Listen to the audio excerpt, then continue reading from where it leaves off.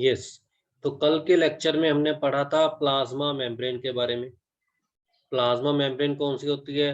जिसको cell membrane भी बोलते हैं हम, जो सेल के अराउंड होती है, फ्लेक्सिबल होती है, जिसके अंदर या बाहर कोई भी चीज एंटर या लीव कर सकती है। और इसको सेमी परमिएबल मेम्ब्रेन कहते थे। क्यों? क्योंकि कुछ चीजें ही अंदर जा सकती हैं और कुछ चीजें ही बाहर आ सकती थी। तो वो ट्रांसपोर्टेशन प्लाज्मा मेम्ब्रेन के थ्रू कैसे होता है उसके बारे में हमने स्टडी करना था। तो वैसे ट्रांसपोर्टेशन जो होती है मॉलिक्यूल्स की, वो दो तरीके से हो सकती है। दो मेथड है, one is called diffusion, other is called osmosis. But in दोनों में मेजर डिफरेंस क्या है कि ओस्मोसिस में जब भी डिफ्यूजन होती है हाई कॉन्सेंट्रेशन से लो कॉन्सेंट्रेशन की तरफ, यानी जब भी पार्टिकल्स हाई कॉन्सेंट्रेशन से लो कॉन्सेंट्रेशन की तरफ मूव करते हैं तो they have to pass through by plasma membrane, उनको प्लाज्मा मेम्ब्रेन से पास होना पड़ता है। डिफ्यूजन में ऐसी कोई भी मेम्ब्रेन नहीं होती। डिफ्यूजन में क्या होता है, जस्ट पार्टिकल्स क्या करते हैं, हाई कॉन्सेंट्रेशन से लो कॉन्सेंट्रेशन की तरफ मूव करते हैं। ठीक है, तो डिफ्यूजन में क्या होता है, सिर्फ पार्टिकल्स क्या करते हैं, high concentration to low concentration movement होती है। बट ऑस्मोसिस में क्या होता है, मूवमेंट तो होती है high concentration to low concentration but through plasma membrane.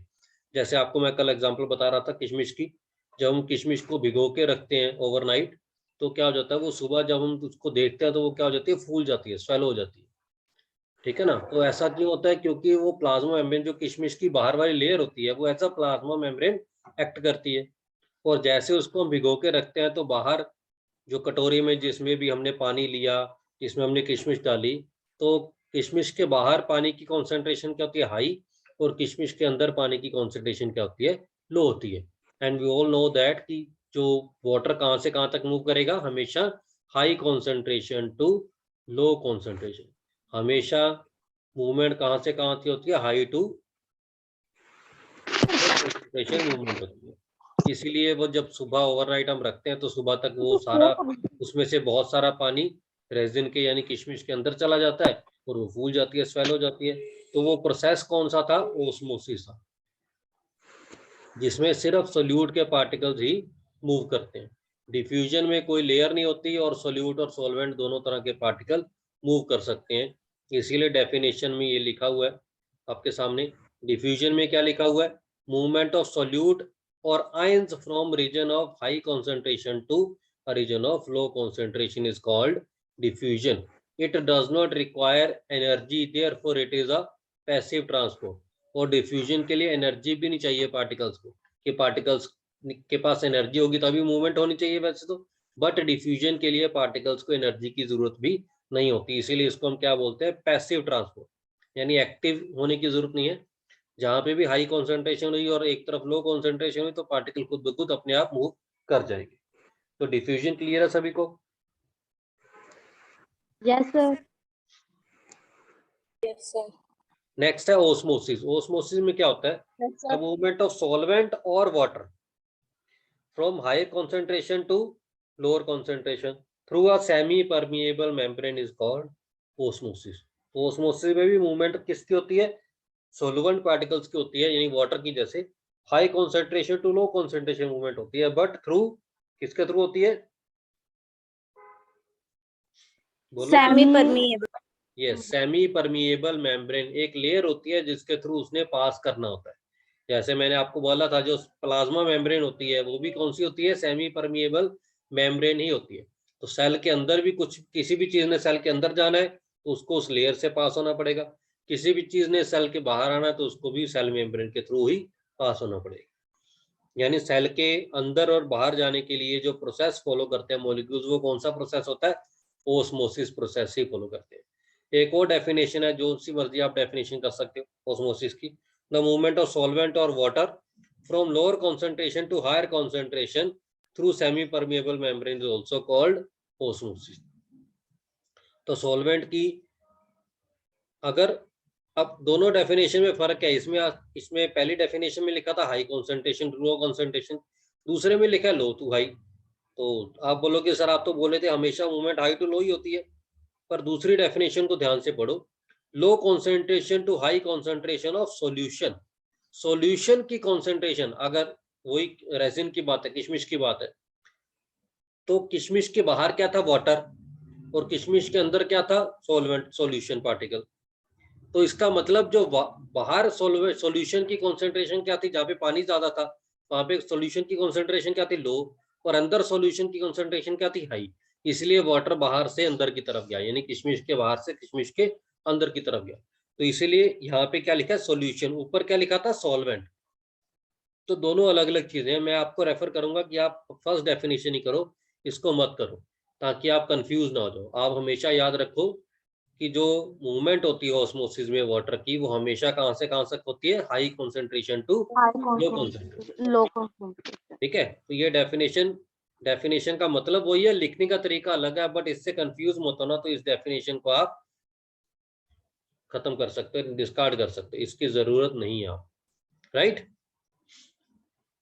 Yes sir. अब आगे बता रहे हैं, osmosis can also be called diffusion of solvent. Osmosis को हम डिफ्यूजन ऑफ सॉल्वेंट भी बोल देते हैं, दूसरा नाम है, क्योंकि डिफ्यूजन और ऑस्मोसिस में हो तो मूवमेंट ही है पार्टिकल्स की, high concentration to low concentration. इसका मतलब ऑस्मोसिस भी एक तरह की क्या है, डिफ्यूजन ही है। बट ऑस्मोसिस किसके थ्रू होती है, सेमी परमिएबल मेम्ब्रेन के थ्रू, बस यही फर्क है। अब ऑस्मोसिस की आगे दो टाइप्स है, ये क्या है, दो टाइप्स बहुत इंपॉर्टेंट है, इसके बारे में पूछ लेते हैं। दो टाइप कौन सी है, एंडोस्मोसिस और एक्सोस्मोसिस। अब एंडोस्मोसिस और एक्सोस्मोसिस में फर्क क्या है, पहले एक्सोस्मोसिस के बारे में पढ़ना है। एक्सोस्मोसिस क्या होती है, movement of solute outside the cell is called exosmosis. Exit word पता ना, एग्जिट का मतलब क्या होता है, बाहर निकलना। तो एग्जिट से याद रखना है एक्सो। एक्सोस्मोसिस मतलब क्या है, जब सेल के अंदर से बाहर कोई मूवमेंट होती है सॉल्वेंट, सेल के अंदर से सेल के बाहर निकलती है कोई चीज, मूवमेंट होती है सॉल्वेंट की, तो उस ऑस्मोसिस को हम क्या बोलते हैं, एक्सोस्मोसिस। राइट, एग्जिट से बना एक्सो। और एंटर होना मतलब क्या होता है, अंदर जाना, है ना, अंदर आना। किसी चीज का एंटर का अंदर जाना। तो एंटर वर्ड से बना endosmosis, EN for enter, EN for endo, EX for exit, EX for exo. तो एंडोस्मोसिस में क्या होता है, movement of solvent into the cell. तो अगर सॉल्वेंट पार्टिकल सेल के अंदर जाए तो वो कौन सी ऑस्मोसिस होगी, एंडोस्मोसिस। अगर सेल के बाहर आए तो वो कौन सी ऑस्मोसिस होगी, एक्सोस्मोसिस।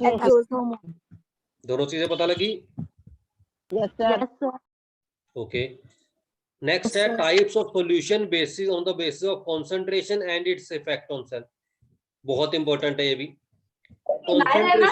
कंसंट्रेशन के बेस पे सॉल्यूशन कितने तरह के होते हैं। अपने आप को म्यूट करके रखो, मैंने पहले ही बताया, आपने अपने आप को अनम्यूट तभी करना है जब आपने कुछ पूछना है या मेरी बात का जवाब देना, अदरवाइज आपने अपने आप को म्यूट करके ही रखना, ठीक है। अंदर आ जाए बेटा अपने आप को म्यूट करो, वरना मैं म्यूट करूंगा सभी को, फिर आप बोल नहीं पाओगे कुछ भी। अपने आप को सभी ने म्यूट करके रखना है। चलो, तो effect of different type of solution, कितने तरह के हमारे पास सॉल्यूशन होते हैं। बेसिकली हमारे पास तीन तरह के सॉल्यूशन होते हैं। कौन कौन से, isotonic, hypertonic and hypotonic. Isotonic, hypertonic and hypotonic. अब इन तीन तरह के सॉल्यूशन में डिफरेंस क्या है, ये हमने स्टडी करना है। तो डिफरेंस क्या है, first of all one by one. Isotonic solution क्या कौन से होते हैं, when concentration of solution outside the cell is equal to concentration of cytoplasm of the cell. यानी सेल के अंदर और बाहर अगर सॉल्यूशन की कंसंट्रेशन सेम रहे, अगर सेल के अंदर और सेल के बाहर कंसंट्रेशन क्या रहे, सेम रहे, तो वो कौन सा सॉल्यूशन कहलाएगा, आइसोटोनिक। कौन सा होता है, आइसोटोनिक। कैसे याद रखोगे, आइसो का मतलब क्या होता है, आइसो का मतलब होता है कांस्टेंट, यानी बराबर। तो आइसो वर्ड याद रखना। आइसोटोनिक मतलब जब सॉल्यूशन की कंसंट्रेशन सेल के बाहर और सेल के अंदर बराबर हो, सेम हो, इक्वल हो, तो इसका मतलब कौन सा सॉल्यूशन हुआ, आइसोटोनिक। तो आइसो का मतलब याद रखना है क्या होता है, बोलो, आइसो का मतलब क्या होता है, कांस्टेंट, जो इक्वल होता है, सेम रहता है हमेशा। कांस्टेंट मतलब जो सेम रहता है, चेंज नहीं होता, ठीक है। तो आइसोटोनिक में सेल के बाहर और सेल के अंदर कंसंट्रेशन सॉल्यूशन की हमेशा क्या रहती है, सेम रहती है, equal, right. Next, hypertonic. Hypertonic क्या होता है, when the concentration of solution outside the cell is more than inside. अगर सेल के बाहर concentration ज्यादा होगी सेल के अंदर के कंपैरेटिव, तो सॉल्यूशन कौन सा होता? Hypertonic solution. अगर सेल के बाहर concentration ज्यादा होगी कंपैरेटिव टू सेल के अंदर, तो उसके कारण जो सॉल्यूशन बनेगा वो कौन सा होगा? Hypertonic solution. और उसके कारण होगा क्या? Due to this cell loses water and become plasmolyse. अगर वही बात, अगर सॉल्यूशन बाहर ज्यादा है अंदर कम है, इसका मतलब अंदर सॉल्यूट ज्यादा हो। ये ध्यान से समझनी है चीज। अगर सॉल्यूशन ज्यादा है तो सॉल्यूट क्या होगा? कम होगा। याद रखना, अगर कहीं पे भी सॉल्यूशन ज्यादा है इसका मतलब सॉल्यूट क्या हो गया? कम हो गया। और हमने एंडोस्मोसिस और एक्सोस्मोसिस में क्या पढ़ा था? ऑस्मोसिस में क्या पढ़ा था कि वाटर कहां से कहां मूव करता है? जहां पे सोल्यूट या सॉल्वेंट कम होता है, तो सॉरी ज्यादा होता है। कहां से? जहां पे कम होता है। अब हाइपरटोनी में क्या बोला हमने? मान लो ये सेल है, सेल के बाहर कॉन्सेंट्रेशन क्या है? हाई। सेल के अंदर क्या है? यही बोला हमने। लो है। पर किसकी?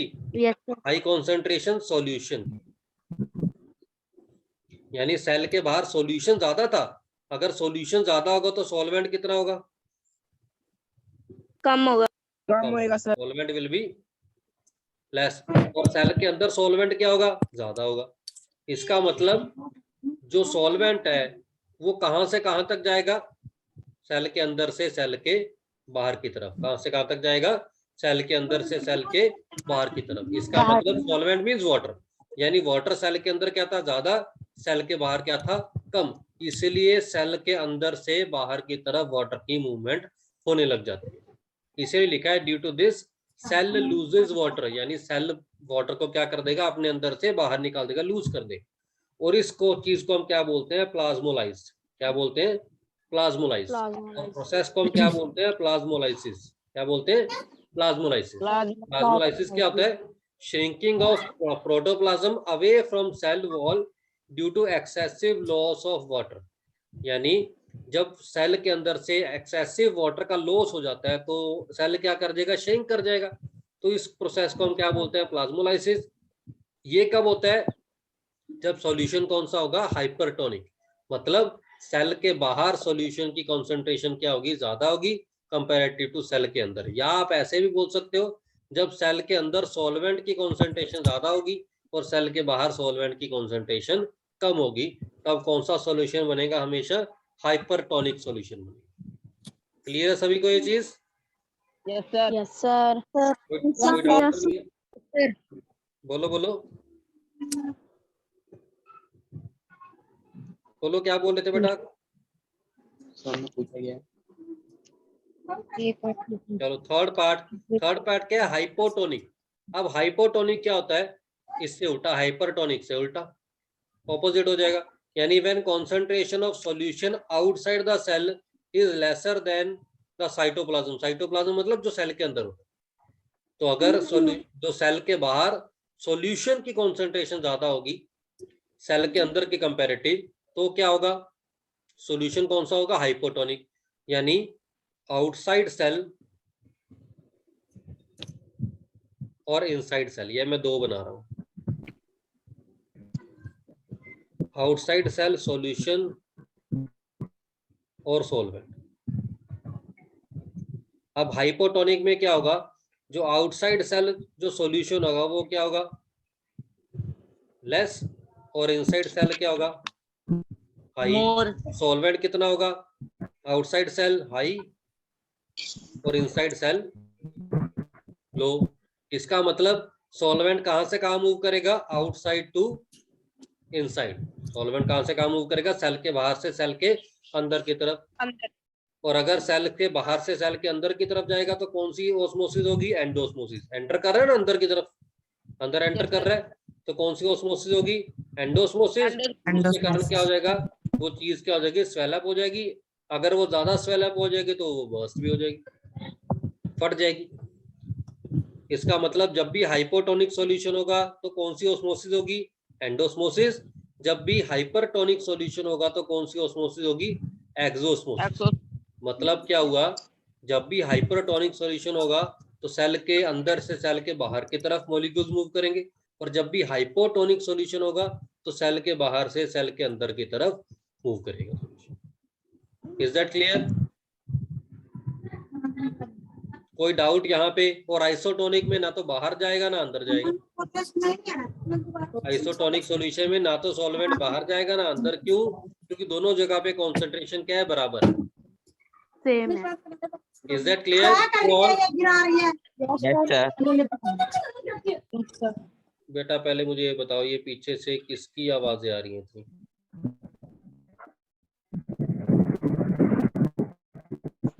सलीम अपने आप को म्यूट करो बेटा। म्यूट नहीं कर। विनीता आप भी, मानसी आप भी, मानसी, विनीता एंड सलीम अपने आप को म्यूट करेंगे अभी।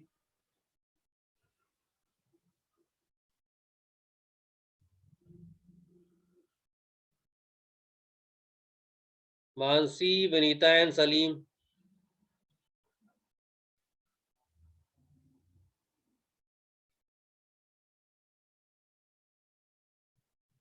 मानसी, विनीता ने कर लिया आई थिंक, मानसी और सलीम नहीं करे अभी। सलीम बेटा अपने आप को म्यूट कर लो, एंड मानसी ऑल्सो। चलो आगे चलते हैं। ये क्या था? अभी तक हमने पढ़ा सेल मेम्ब्रेन या प्लाज्मा मेम्ब्रेन के बारे में। अब नेक्स्ट है हमारे पास सेल वॉल्स। कल भी मैंने आपको बताया था सेल वॉल एनिमल सेल्स में प्रेजेंट नहीं होती। सेल वॉल कौन से सेल में प्रेजेंट होती है? सिर्फ प्लांट सेल। प्लांट सेल में, यानी ये चीज सिर्फ प्लांट सेल्स में होगी। सिर्फ प्लांट सेल्स की बात करेंगे हम यहाँ पे। It is the outermost covering of plant cells and cells of fungi. तो सिर्फ प्लांट सेल्स में आउटर कवरिंग होती है और फंजाई में होती है। तो ये दोनों क्या प्लांट्स की टाइप्स है। It is absent in animal cell. Animal cells में क्या होती है? ये एब्सेंट होती है। अब होती क्या है? सेल वॉल इज रिजिड होती है, स्ट्रॉन्ग होती है, थिक होती है, पोरस होती है। पोरस मींस सेल वॉल्स में छेद होते हैं। नॉन लिविंग स्ट्रक्चर होती है। नॉन लिविंग होती है यानी लिविंग नहीं होती, लिविंग सेल से नहीं बनी होती, नॉन लिविंग होती है। In plant it is made up of cellulose, cellulose से बनी होती है, एंड हेमी सेलुलोज। आप इसकी जरूरत नहीं है, आप ये याद कर लो कि प्लांट्स में किस चीज से बनी होती है सेल वॉल? सेलुलोज से बनी होती है, ठीक है। और फंजाई में, इन fungi it is primarily made up of chitin. एक मटेरियल है जिसका नाम होता है चिटिन। प्लांट सेल्स में होता है सेल वॉल जिससे बनी होती है। तो प्लांट्स जो फंजाई में सेल वॉल किससे बनी होती है? चिटिन से। और प्लांट्स में किससे बनी होती है? सेलुलोज से। Cell walls of two adjacent cells are joined by a layer called middle lamellae and a microscopic। इसकी जरूरत नहीं है, यहां तक करो बस, आगे नहीं करना आपने। ये पॉइंट यहां तक करना आपने, वो हायर लेवल का काम है, आप 11th-12th में जाके करो। इतना पॉइंट करना है। सेल वॉल क्या होती है? रिजिड होती है, स्ट्रॉन्ग होती है, थिक होती है, पोरस होती है, नॉन लिविंग होती है, स्ट्रक्चर होती है। और प्लांट्स में सेल वॉल किससे बनी होती है? सेलुलोज से। और फंजाई में किससे बनी होती है? चिटिन से। Is that clear? Yes sir. फिर बाद में अरे वो तेरे तू तो सुन नहीं मैं कर लीव आज भी आया नहीं हुंदी जा फिर दादर ले लीव आई ना दादर तेनु बता देख ऐ करके लीव होगी। परविंदर बेटा, परविंदर आपकी आवाज आ रही है, म्यूट क्यों नहीं कर रहे बेटा आप अपने आप को?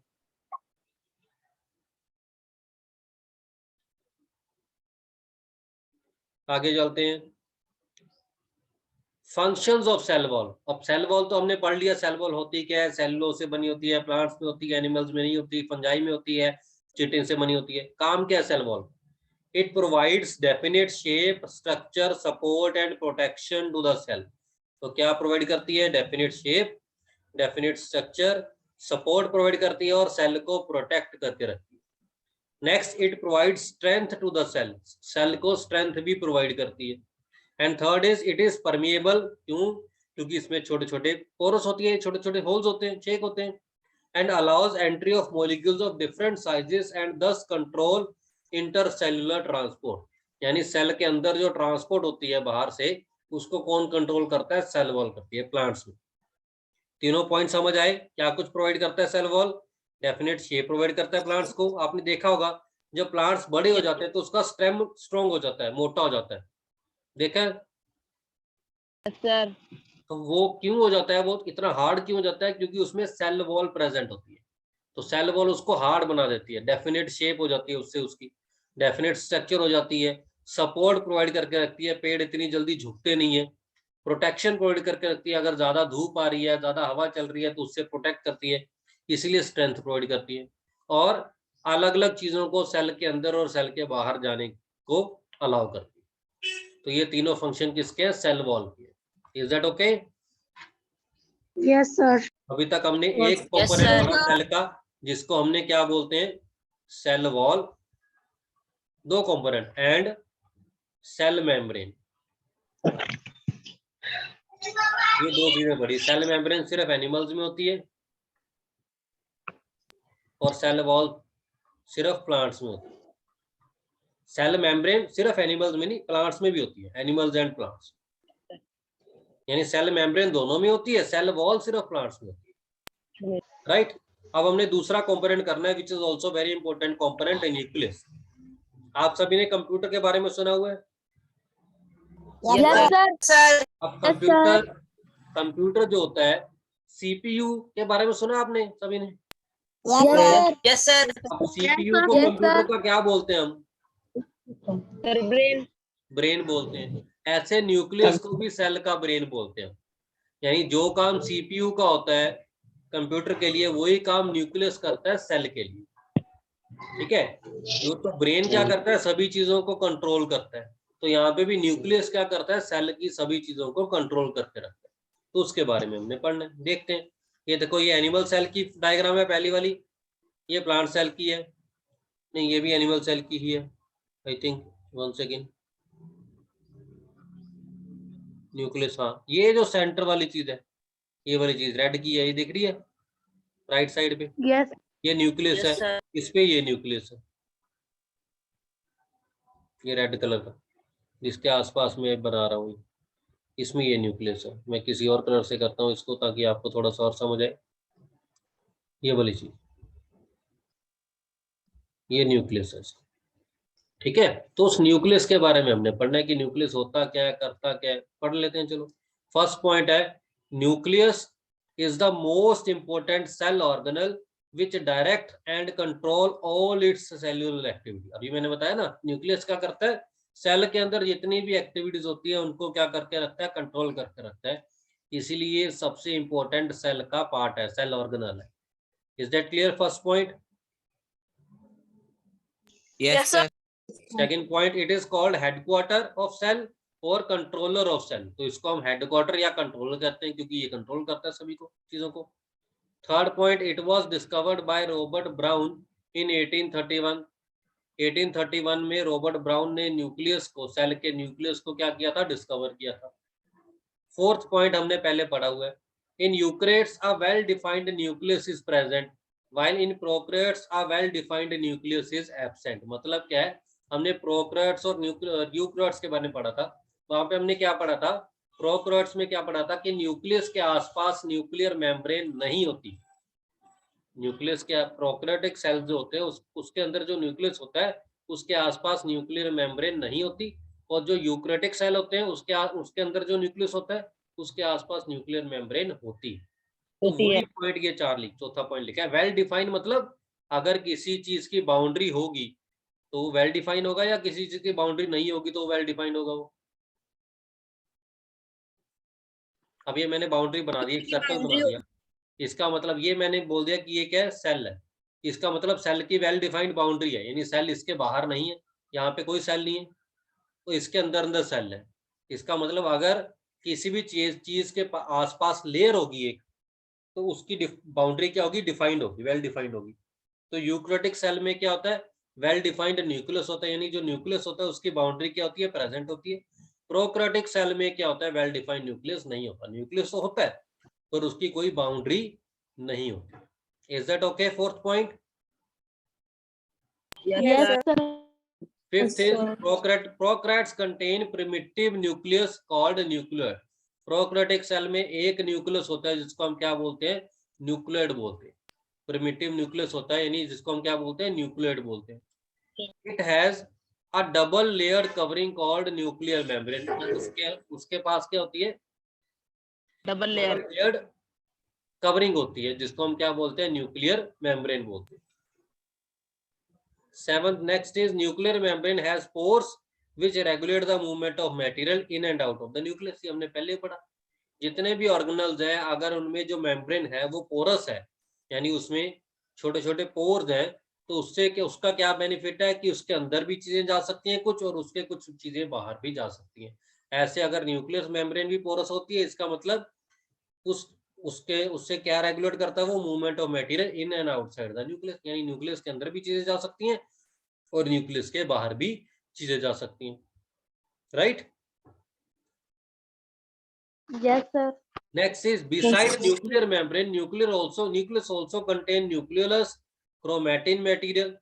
अब न्यूक्लियर मेम्ब्रेन के अलावा न्यूक्लियस के पास क्या होता है, ये दो चीजें होती है. एक तो होता है न्यूक्लियोलस, एक होता है क्रोमैटिन मटेरियल. अब होता क्या ये, chromatin is made up of DNA and protein. जो हमारे बॉडी के अंदर डीएनए होता है वो किसमें होता है, क्रोमैटिन मटेरियल में, और क्रोमैटिन मटेरियल आगे किसमें होता है, न्यूक्लियस में, और न्यूक्लियस किसमें होता है, सेल में. यानी अगर हम डीएनए की बात करें तो हम क्या बोलेंगे, हमारे शरीर के अंदर सेल्स होते हैं, सेल में न्यूक्लियस होता है, न्यूक्लियस में क्रोमैटिन मटेरियल होता है, और उसमें क्या होता है, डीएनए होता है. यानी जो क्रोमैटिन मटेरियल होता है वो डीएनए और प्रोटीन का ही बना होता है. Right. That ultimately condense and forms chromosome. और वो क्रोमैटिन मटेरियल कंडेंस होके क्या बनाते हैं, क्रोमोसोम बनाते हैं. आगे इनको और डिटेल में करेंगे कि क्रोमोसोम क्या होता है. जो हमें कुछ आपने सुना होगा टीचर्स के मुंह से कि हमें कुछ अपनी कैरेक्टरिस्टिक्स, जो कुछ विशेषताएं हमारी है, हमें पेरेंट्स से मिलती हैं. कुछ हमारे गुण हमें पेरेंट्स से मिलते हैं. सुना हुआ है. Yes, sir. वो क्यों मिलते हैं, उसको हम बोलते हैं हेरिडिटी के कारण. सुना हुआ है वर्ड हेरिडिटी. No sir. चलो, हेरिडिटी मतलब वो गुण जो हमें पेरेंट्स से मिलते हैं, उसको बोलते हैं हेरिडिटरी कैरेक्टरिस्टिक्स. ठीक है. तो ऐसे हेरिडिटी के कारण ही हमें चीजें मिलती हैं, अपने पेरेंट्स से गुण मिलते हैं. अब वो क्या बता रहे हैं, क्रोमोसोम्स और chromatin material consist of DNA which stores and transmit hereditary information for the cell to function, grow and reproduce. यानी जो क्रोमैटिन मटेरियल होता है वो किससे बना होता है, डीएनए से. और डीएनए के अंदर क्या स्टोर होता है, हेरिडिटरी इंफॉर्मेशन स्टोर होती है. Is that okay?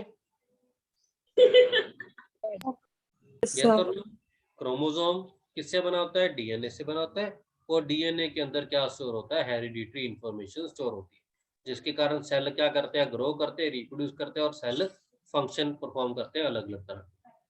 राइट. एक सेकंड होल्ड करना बेटा, म्यूट कर रहा हूं मैं.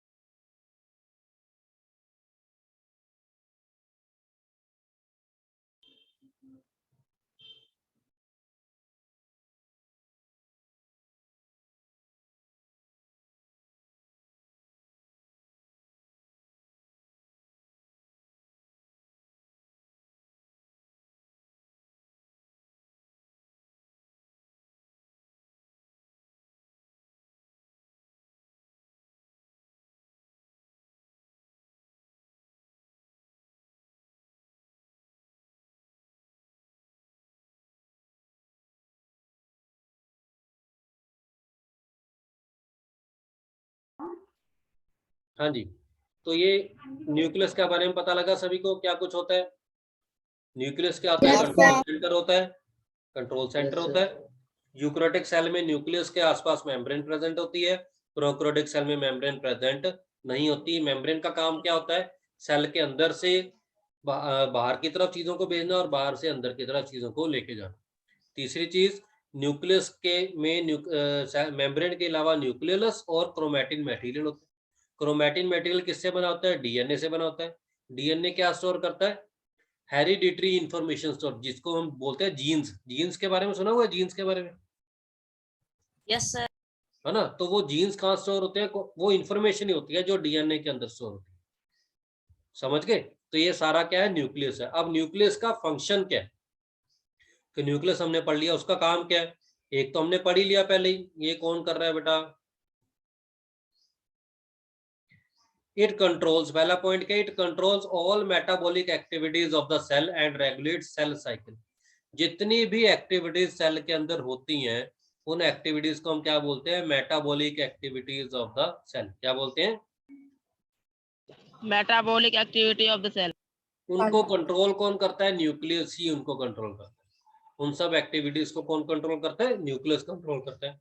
And regulate the cell cycle. और सेल साइकिल क्या होता है?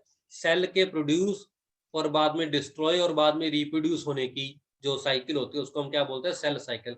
और उसको भी कौन कंट्रोल करता है? न्यूक्लियस ही कंट्रोल करता है।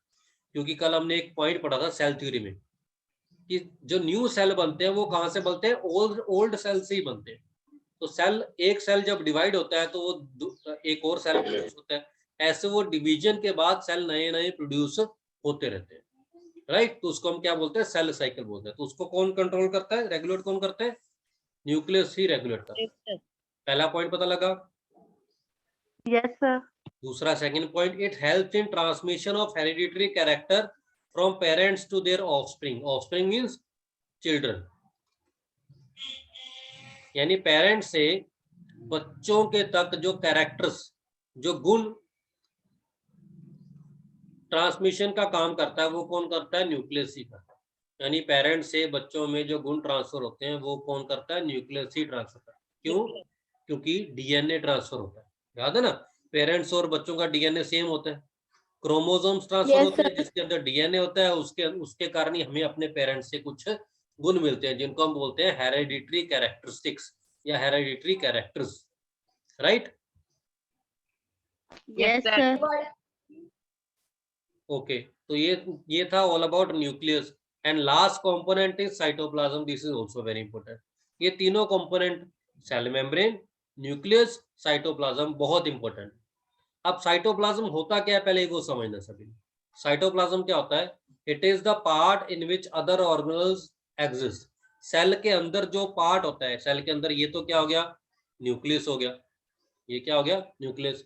ये जो बाहर वाली लेयर होगी, ये वाली लेयर, ये क्या होगी? Cell membrane. मेम्ब्रेन। इसके अलावा जो भी ये yellow yellow portion, orange portion दिख रहा है ना, ये सारा क्या है? साइटोप्लाज्म। ये सारा क्या है? साइटोप्लाज्म। साइटो ठीक है? यानी न्यूक्लियस और मेम्ब्रेन को छोड़ के सेल के अंदर जो भी मटेरियल है वो क्या है? साइटोप्लाज्म। और इस साइटोप्लाज्म के अंदर फर्दर बहुत सारी चीजें होती हैं जिसके बारे में हमने आगे पढ़ना है। ठीक है? तो first of all, cytoplasm discover किसने किया था? किलोकर ने 1862 में। It is the site of both biosynthetic and catabolic pathway. इसकी आपको जरूरत नहीं है।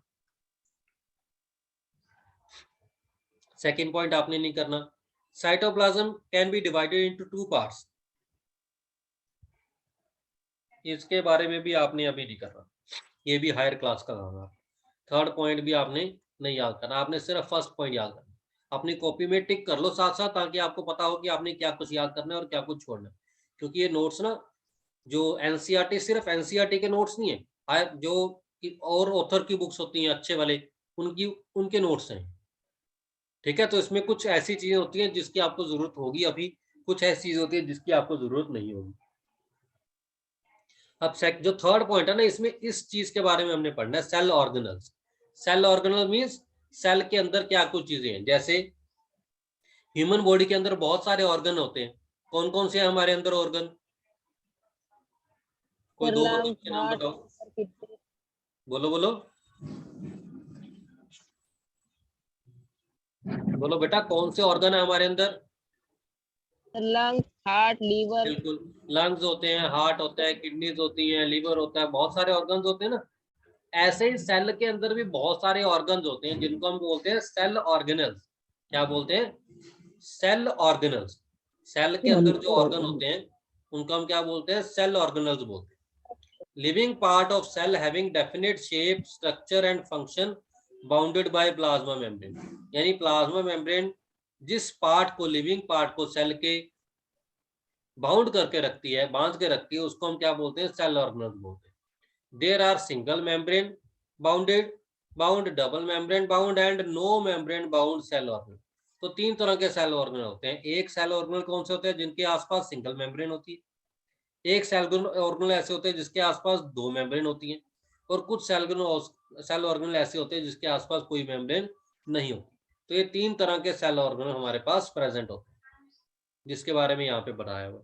Single membrane bound cell organelle, ER, इसको हम बोलते हैं एंडोप्लाज्मिक रेटिकुलम। ईआर का फुल फॉर्म क्या है? ये नीचे लिखी हुई है, एंडोप्लाज्मिक रेटिकुलम। क्या होती है? Endoplasmic reticulum. Yes, endoplasmic reticulum, इसकी शॉर्ट फॉर्म क्या है? ईआर। तो ईआर क्या होती है? Single membrane bound cell organelle. यानी ईआर के आसपास जो मेम्ब्रेन होती है सिर्फ एक ही होती है। और क्या होती है? लाइसोसोम्स होते हैं, इनके बारे में हमने पढ़ना है। गोल्जी बॉडीज के बारे में पढ़ना है हमने, वैक्यूल्स के बारे में पढ़ना है। इसकी आपको जरूरत नहीं है, ये लास्ट वाले की आपको जरूरत नहीं है, ये काट देना। यानी single membrane bound cell organelle में हमने 4 चीजें पढ़नी है। ईआर यानी endoplasmic reticulum, lysosome, Golgi bodies and vacuoles, ये 4 चीजों के बारे में पढ़ना है। फिर डबल मेम्ब्रेन वाले, यानी वो सेल ऑर्गेनल जिनके आसपास 2 मेम्ब्रेन होती है इकट्ठी।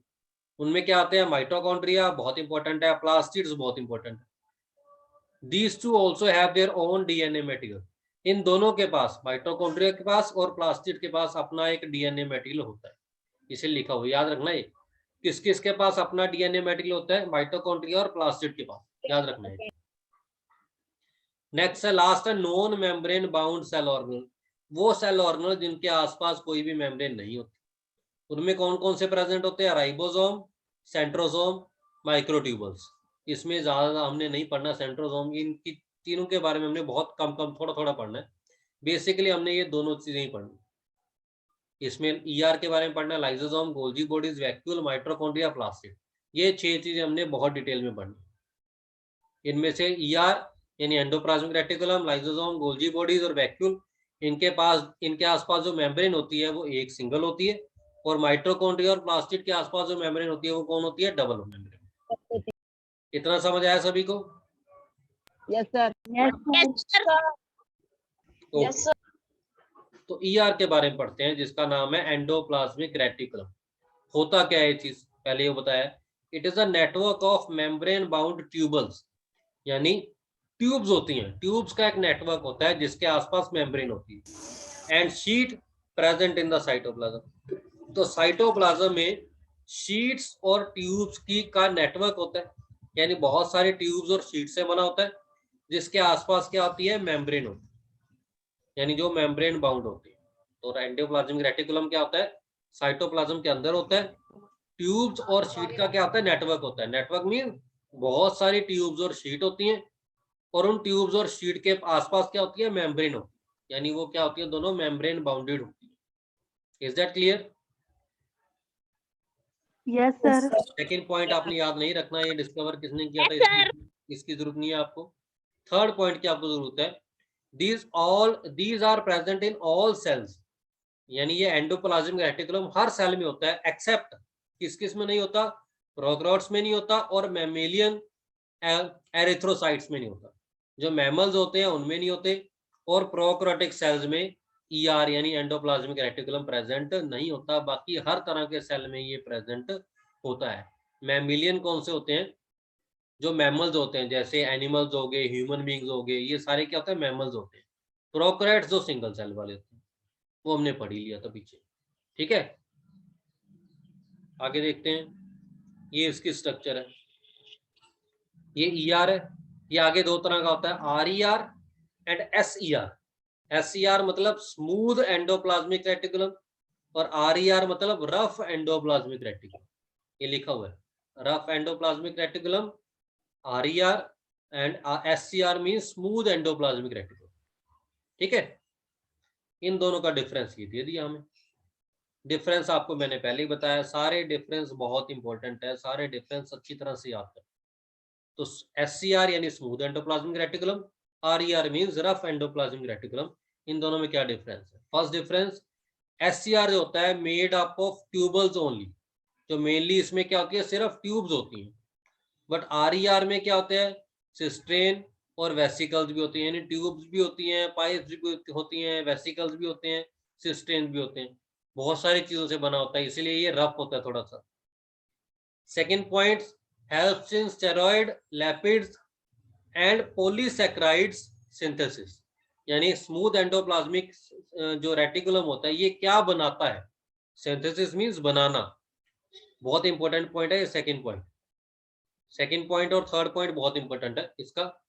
तो SCR क्या बनाता है, स्टेरॉइड बनाता है हमारी बॉडी के अंदर, सेल के अंदर, लिपिड्स बनाता है और पॉलीसैकेराइड बनाता है। इसके बारे में डिटेल में आप हायर क्लास में पढ़ोगे कि होते क्या क्या है।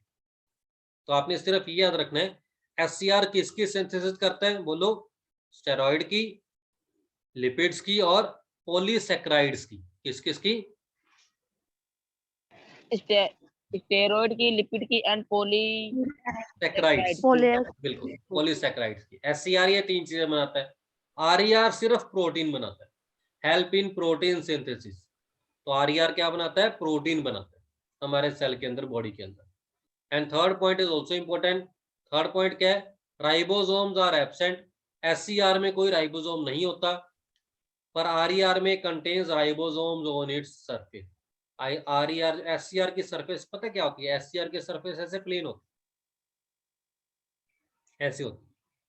जो RER होता है, ये उल्टा बना दिया, चलो, ये RER में क्या होता है, ऐसे गोले से होते हैं, ये गोले क्या होते हैं, राइबोसोम होते हैं। ये इसकी सरफेस को क्या बना देते हैं, रफ बना देते हैं।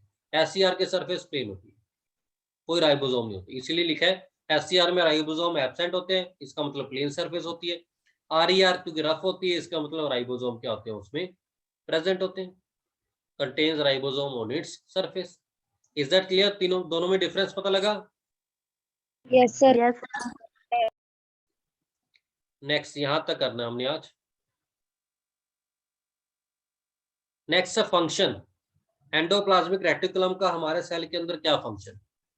फर्स्ट फंक्शन है, it is the only organelle which serves as a channel for the transport of material between various regions of cytoplasm and between cytoplasm and nucleus. मतलब क्या है, यही एक ऐसा ऑर्गेनल है जो एक माध्यम, मीडियम बनता है, किसके लिए, मटेरियल के ट्रांसपोर्टेशन के लिए, किसके अंदर, साइटोप्लाज्म और न्यूक्लियस के इन बिटवीन, या फिर अलग अलग साइटोप्लाज्म के रीजन्स में। यानी साइटोप्लाज्म में के अंदर ही अलग अलग जगह पे अगर हमने मटेरियल की ट्रांसपोर्ट करनी है तो उसमें हेल्प कौन करता है, एंडोप्लाज्मिक रेटिकुलम हेल्प करता है। Is that clear? Yes sir. Endoplasmic reticulum क्या करता है, सेल सॉरी साइटोप्लाज्म के अंदर अगर हमने मटेरियल पहुंचाना है कहीं पे भी, या फिर साइटोप्लाज्म और से न्यूक्लियस के अंदर मटेरियल पहुंचाना है कोई भी, तो उसमें हेल्प कौन करता है, एंडोप्लाज्मिक रेटिकुलम करता है। Second is, it also function as cytoplasmic framework to provide surface for some of the biochemical activities। ये नहीं करना आपने, आपके लेवल का नहीं है। थर्ड पॉइंट आपने कर लेना, it helps in synthesis of fat, protein, steroid and cholesterol. हमारे बॉडी के अंदर जो फैट होते हैं, प्रोटीन होता है, स्टेरॉइड होते हैं या फिर कोलेस्ट्रॉल होता है, उसकी सिंथेसिस कौन करता है, ER करता है। या ये भी लिख सकते हैं आप, स्टेरॉइड, लिपिड, पॉलीसैकेराइड, प्रोटीन, इन चारों के सिंथेसिस कौन करता है, ER ही करता है। ऊपर हमने सिंथेसिस पढ़ा ना, तीन तरह की चीजें SCR प्रोड्यूस करता है और प्रोटीन कौन प्रोड्यूस करता है, RER प्रोड्यूस करता है, तो ये लिख सकते हो आप। चौथा पॉइंट भी आपने करना है, yes, SCR plays a crucial role in detoxification of drugs and poisons by products. तो हमारे जो सेल के अंदर कई बार जो पॉइजनस मटेरियल, अगर ड्रग्स चले जाए, जो ड्रग्स का मटेरियल चला जाए, पॉइजनस मटेरियल चला जाए, तो उसको डिटॉक्सिफाई कौन करता है, स्मूथ एंडोप्लाज्मिक रेटिकुलम करता है। Is that clear? Yes sir. Yes sir. Yes and last point है मेम्ब्रेन बायोजेनेसिस। इसका मतलब क्या होता है, proteins and lipid produce by ER are used to produce cell membrane. तो सेल के आसपास मेम्ब्रेन होती है वो किससे बनती है? प्रोटीन्स और लिपिड से बनती है। तो प्रोटीन और लिपिड कहाँ पे बनते हैं? ईआर में बनते हैं। तो यानी जो एंडोप्लाज्मिक रेटिकुलम प्रोटीन और लिपिड प्रोड्यूस करता है वो हेल्प किस में करते हैं? सेल मेम्ब्रेन को आगे बनाने के लिए, राइट? Yes sir. तो यहाँ तक आज आपका काम है। इसको आपने कैसे करना कैसे है, इसको याद कैसे रखना है, इसके नोट्स बनाओ एक रफ कॉपी पे भी। एक तो सारे डिफरेंस लिखो, फिर आप लिखो सेल के अंदर कौन कौन सी 3 चीजें होती हैं। कौन कौन सी होती हैं? सेल मेम्ब्रेन होता है, न्यूक्लियस होता है, साइटोप्लाज्म होता है। फिर 1 बाय 1 सेल मेम्ब्रेन होता क्या है, उसके फंक्शन क्या होते हैं, न्यूक्लियस क्या होता है, उसके फंक्शन क्या होते हैं, साइटोप्लाज्म क्या होता है, उसके फंक्शन क्या होते हैं। और फिर आगे ये एंडोप्लाज्मिक रेटिकुलम और ये आगे सारी चीजें, यानी साइटोप्लाज्म के अंदर क्या कुछ होता है, वो होता क्या है और उसके फंक्शन। तो ऐसे करके एक नोट्स अपने अलग से, जो पॉइंट नहीं है वो छोड़ दो, जो पॉइंट नहीं करने वो छोड़ दो, बाकी सारे पॉइंट लिख लो और एक डिफरेंसेस जरूर लिख लो, लिख लिख के याद कर लो। एक आध डिफरेंस इसमें से आ ही जाता है हमेशा। और जो सर ये हमने पॉइंट बनाई सारे, इन्हीं पॉइंट्स में से आगे फर्दर क्वेश्चन बनेंगे। जैसे एक क्वेश्चन बन जाता है कि सेल के अंदर प्रोटीन सिंथेसाइज कौन करता है, तो आप क्या आंसर दोगे?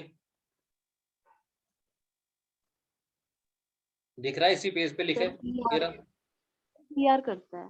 कौन करता है? आर करता है। यस सर, ईआर करता है। हाँ ईआर करता है, आप ईआर भी बोल सकते हो कि प्रोटीन के सिंथेसिस कौन करता है? Endoplasmic reticulum. ये क्वेश्चन है 1 नंबर का, ऐसे क्वेश्चन पूछते हैं, आपकी बुक में भी आएंगे। ठीक है, तो ये सभी क्वेश्चन, ये सभी लाइंस जो आपको पढ़ा रहा हूँ ना, ये इसीलिए पढ़ा रहा हूँ 1 बाय 1, क्योंकि इनके अंदर से ही क्वेश्चन बन जाने आपके, राइट? सर कुछ पूछना है तो आप पूछो मेरे से।